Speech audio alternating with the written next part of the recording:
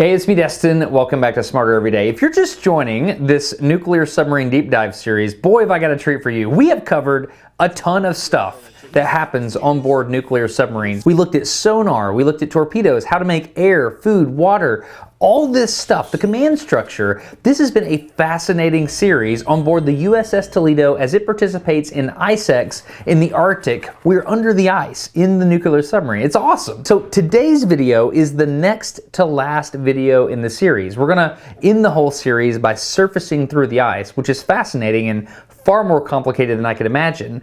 But I needed a video to try to catch all the things that didn't really have another place. So today on Smarter Every Day, we're gonna talk about all these things that you might not think to ask about life on board a nuclear submarine until you find yourself on a nuclear submarine. So to get started, I want to show you a game that I learned on board. It's called cribbage. I saw it in the crew's mess, I saw it in the wardroom, and I saw it in the chief's quarters. This is a game that involves cards and using a clever arrangement of numbers and stuff like that, and pegs to keep track of your score. If you were looking closely during the sonar video, you could see above the whiteboard that Chief Luth was using to explain sonar to me, there was a scoreboard of sorts between the captain and the executive officer. That's how important cribbage is on a submarine. So, I mean, this is a built-in cribbage board. So what's the deal with cribbage? This is like the second or third time I've seen it. So it's a game you can play on a ship that's moving around. Yeah.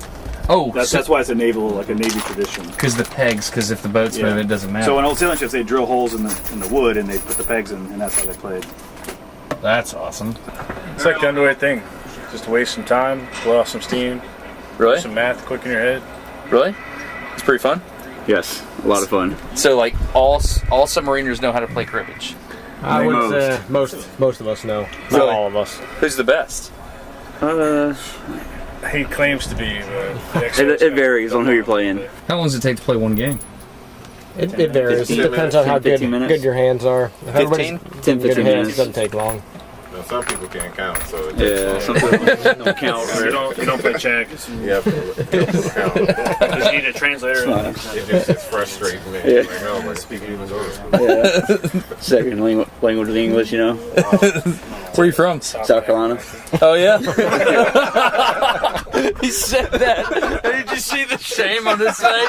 South Carolina. He's like, I know what I'm going to My say. accent comes in every now and then too. So. Do you know what code switching is?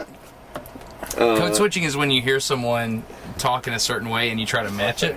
Okay. I do that so hard. Oh really? Oh yeah.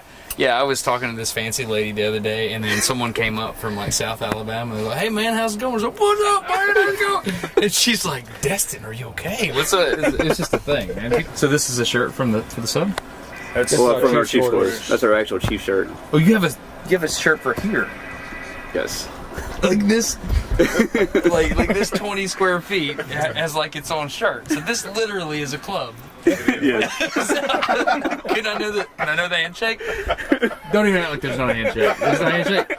There is a handshake. Well, let me teach you one. So yeah. So like that, and then you roll it up, and you throw it down and step on it. You can't smoke on a submarine. Everybody knows that. I like that. Morale is a huge thing on the boat at all times. That's why submariners get really good food, right? One thing that I didn't realize could be used as a tool to increase morale is facial hair. I kid you not.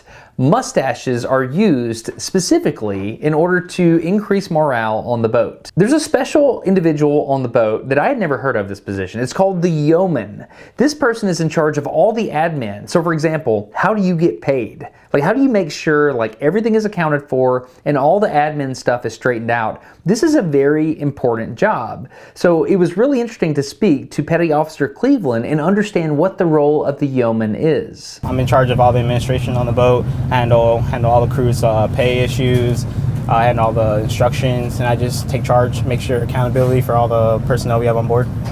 So how do you do that? So typically when you think about pay, you have to go back to like, I don't know, headquarters. Yes, sir. So we are essentially the boat's headquarters. If anybody has a problem with their pay, for instance, they'll let us know, and we go and track that down. We call who we report to, and we try to handle the situations we can.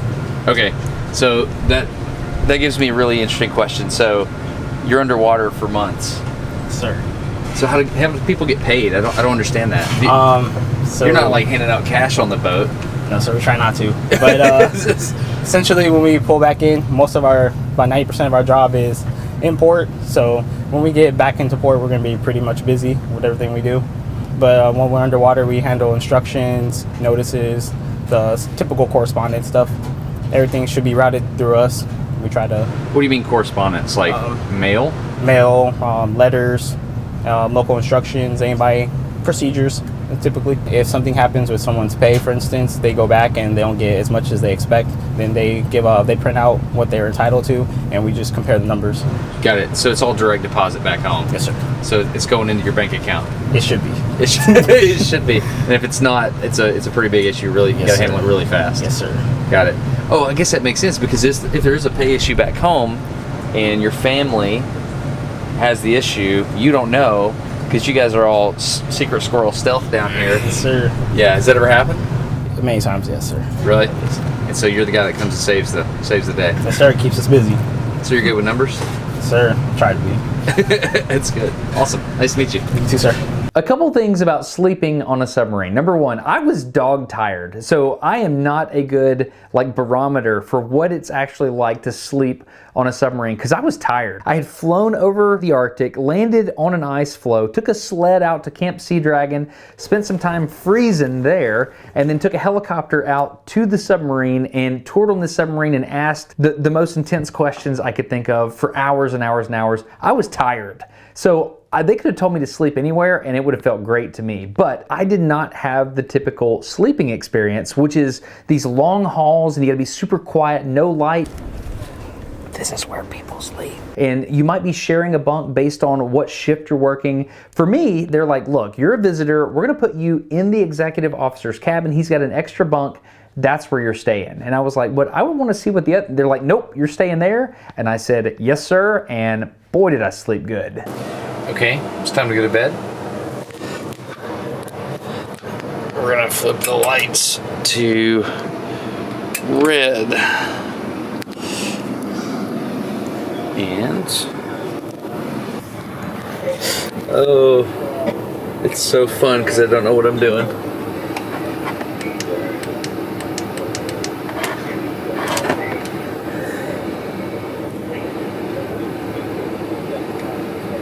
Alright.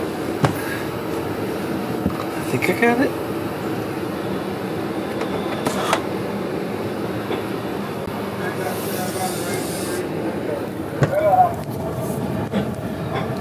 So this is what I got.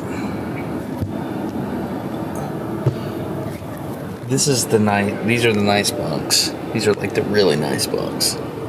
Oh, there's the light right there. Oh wow. Look at that. Neat. Okay. Well, it's time to go to bed. Good night. Okay. Just woke up. XO, what is it you said we were doing? So the day just started. The oncoming watch team is already briefed. Right now we got breakfast going in the wardroom. It's kind of a special day. We got waffles with strawberry hardpack, chocolate syrup, eggs, and all kinds of stuff down. Did you say waffles and ice cream for breakfast? We do have waffles and ice cream. It's not a common thing. It's only happened a couple of times, but we made sure we loaded up right for this underway. Okay. So. All right. Here we go. So what are we gonna do now? So schedules, we're gonna go have some breakfast. After that, we got people set up to do some interviews with you. And then once that's done, there's gonna be the vertical surfacing of the ship. So we'll have you back in control to see how the whole party comes together to put the sail out through the ice and make sure we're stable on the surface. Kind of what you watched yesterday, but in reverse. And then once that's done, based on the timeline for your departure, we'll see if there's a little bit more time for any questions you might have for us or questions we might have for you. Sounds good. Thanks. All right. I had never even considered ice cream on waffles, but it was incredible, and I just want to show you a picture of what that's like. It's wonderful. You should try it. Okay, so this is the stateroom. This is where the senior officers live. So this is kind of one of the perks of going to college and coming in as an officer. Right, you get a little bit more space to yourself. So this is one room. It's got 3 beds in it. Each person gets a couple of different lockers here. So you'll see there's 2 rooms, top and bottom for each person. I didn't leave my room clean. Is this your room today? This is my room. Sorry, it's not clean. And then if you'll turn around here, you can see we got these drop-down desks where we have our laptops. So there's 2 workstations per stateroom. And a safe. Yep, we got a safe, and then each stateroom has one what we call low side and unclass system, and then there's 2 classified systems for us to work So you on. can email like home. When we have the ability to communicate. Got it. Yep. Which comes and goes. Gotcha. Okay, this one's a little interesting. When I went on board the submarine, I wanted to understand the atmospheric pressure that I was under as we dove down under the ocean. So I took this little pressure gauge on board to measure the pressure inside the submarine when I was there, and I noticed when I was looking at the CAMS data that we're over 760 torr, which is 1 atmosphere. So that means we are over 1 atmosphere of pressure, and I found that to be fascinating. Now, I didn't really learn anything from this, but here's the data. You can see on the graph here, this is what the pressure history was while I was on the submarine, and learn from that what you will. So how do you deal with medical emergencies on board a submarine? I progressively learned how important this was on board. This is my first contact with what that was like. So this is where all the medical stuff happens on board, right? Yep. So what kinds of things can you accomplish in this little room? In this little room, not very much. Most of my patient care happens in the wardroom. Where people eat? Yep. So if I have to do a surgery or something like that, I do it over there. Just like 2 weeks ago, I filled somebody's tooth in the wardroom. Really? Yep. So when you say surgery, what happens if somebody has like appendicitis or something and you're at sea for multiple months? So appendicitis we treat with a bunch of antibiotics. So we'll start with IV antibiotics, pain management, and a bunch of antibiotics really. Really? So you don't actually do the cut here? No, we haven't cut on anybody in a long time on board.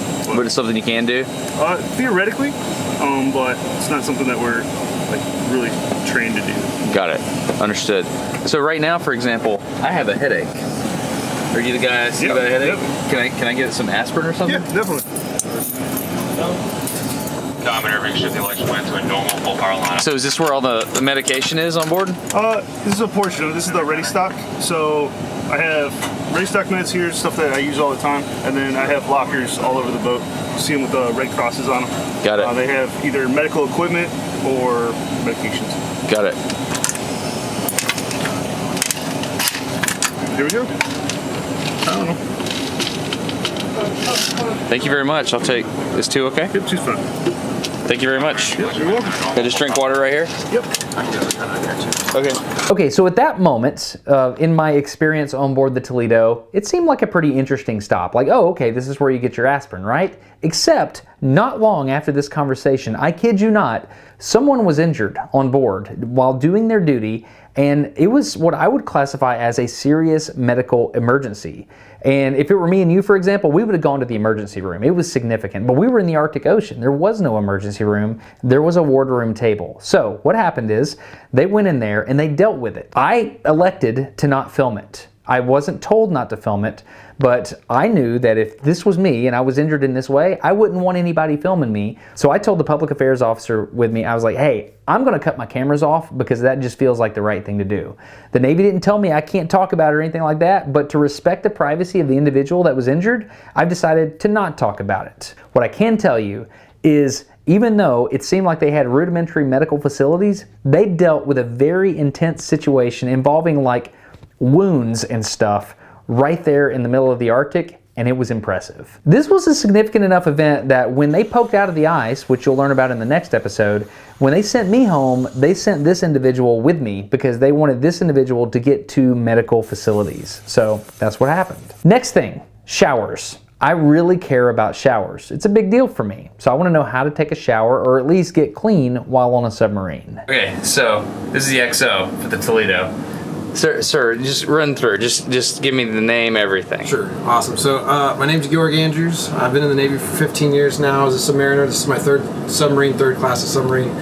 I was on board the Henry M. Jackson as a junior officer. I was then on the John Warner as a department head, and now I'm here as the XO of the Toledo. It's been a pretty amazing experience.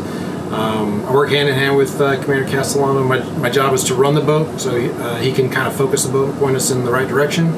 and been excited and enjoyed living with you for the last portion of the day and sharing our spaces with you. Yeah, thank you for sharing your quarters with me. I appreciate that. Yeah. So this is your restroom, right? Correct. This is the COXO head, so it's shared really just by the two of us.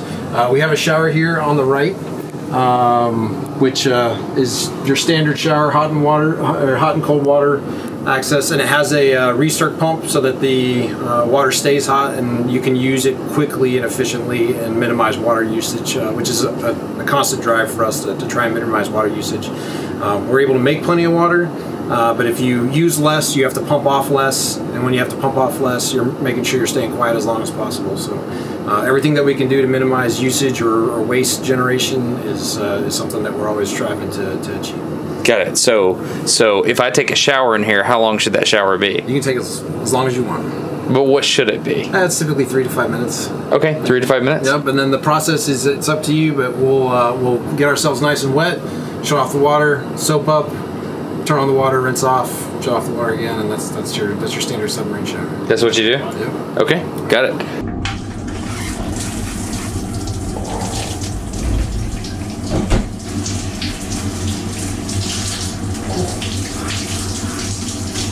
Okay.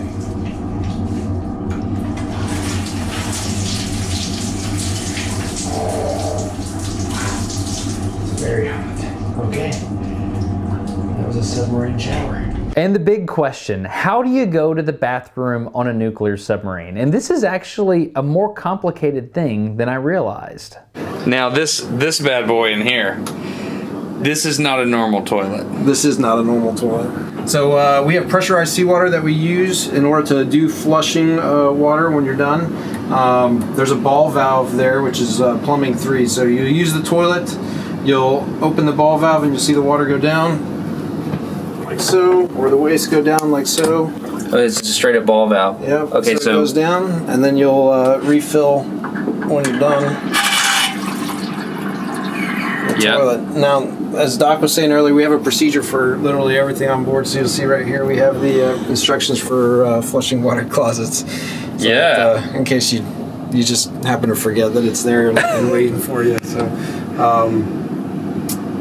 with respect to these, so downstream we have other valves that we can use to isolate that system. That way, when we dispose of our waste, we don't send that pressure this way. It's important that the guys get that portion of the procedure right, because it'll come out this way if you're not careful about doing it. We also have signs here to make sure. I've heard of. Okay, that's the sign. Yep, this is our blowing sand sign. So we'll set it up so that when those tanks are being isolated for their discharging, that you don't accidentally come in here and find yourself taking the pressure in a different direction. It's like the world's worst bidet. Yes. Yeah. That's not what you want. So there's a lot of engineering that goes on behind all this stuff. That is correct. Okay. A lot of engineering, a lot of procedures, and a lot of training for those guys, especially to make sure that they understand how to execute it from the moment they start doing it. So why do you backfill it with water? The backfilling is it helps provide a seal so that none of the smell can come up in the other direction in the event that there's any leakage past the ball valve. Makes sense. I noticed there's a lot of literature up here as well. Yep. And so what's all this? So these are different manuals that we have with respect to both our engineering and stuff back aft. We have a drawing booklet as well, and a couple different binders that we all keep. In the event that there's a question that needs to be resolved or equipment thing that needs to be worked through, most likely is going to be in one of these books primarily. There's other books or other things that we can pick up on our land, our network, to do research on, but usually it's out of one of these books, and so it's easy for us to just grab it, open it up, and show the captain what it is that we're talking about and where we're at in the procedure. Got it. And I saw, am I allowed to look at this? Yes. Okay, so I noticed you have like stuff like this everywhere. Correct. I mean, you have stuff like this in the bathroom. So is that just because you need the space, or? So the commanding officer stateroom is set up for being our controlling station during any casualty. So as a result, you'll have the weapons officer typically come in here and man DC Central. He'll be making announcements over the 1MC, which is our ship-wide announcing circuit, and I'll be communicating with him at the scene of the casualty, be it flooding, fire, hydraulic rupture, whatever it happens to be. and they will track using these boards the various equipment that we're using, as well as the different announcements that we need to make and the sequence that we're going to be using to go through finding the actual casualty. So this will get opened. He'll mark stuff up as he goes. What do you mean opened? Is there a door? This is actually it's a door. This is the door that opens up into the CO stateroom. So his stateroom's there. Mine's on this side. Oh, so that's where the CO is? Yes, sir. I didn't realize that. Yeah, he's asleep in there right now. Oh. Yeah. I genuinely thought that he was like down the hall, like really far. No. He's right there. Yeah. Okay. Right next to each other. Gotcha. Okay. I had no idea. This is amazing. Okay. Well, thank you for the tour. Absolutely. Yeah. Thank you very much. I'm going to try to use these facilities now. Urinals work the exact same way. Valve. Okay.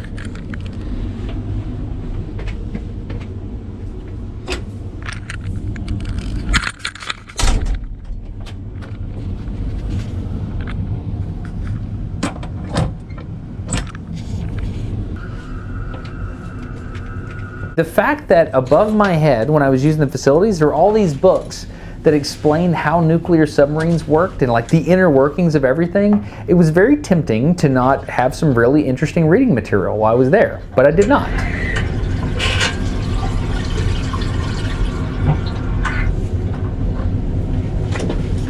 There you go. I've used the bathroom on a nuclear submarine.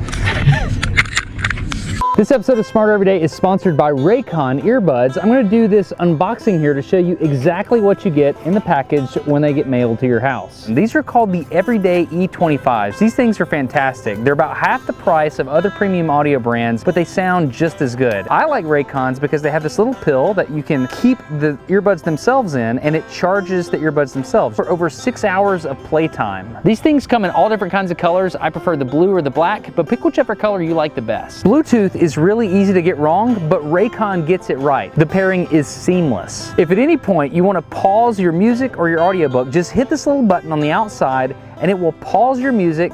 Just tap it again and you're off running again. You're not going to use it, but in the event that you wanted to take advantage of a 45-day return policy, you got it, but you're going to love them. The engineers at Raycon know how important your ear hole size is to you, so they included a variety of ear hole adapters so you can get the perfect ear hole fit for you. Look at that. Once you've found your perfect fit in the ear hole, this is a real test. Watch this. In my ear hole, watch this. In my ear hole, watch this. No movement. Stuck right in the ear hole. Did you see that? No movement whatsoever. Stays. I'm being silly.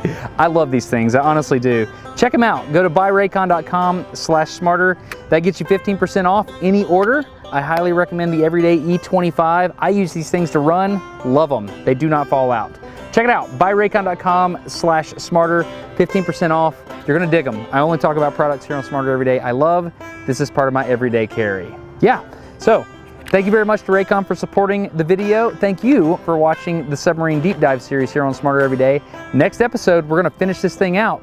We're going to surface the ship from under the Arctic ice, which is a super big deal. So feel free to subscribe if you're into that, you want to see that. If not, no big deal. I'm just glad you watched this. I'm Destin. You're getting smarter every day. Have a good one. Bye.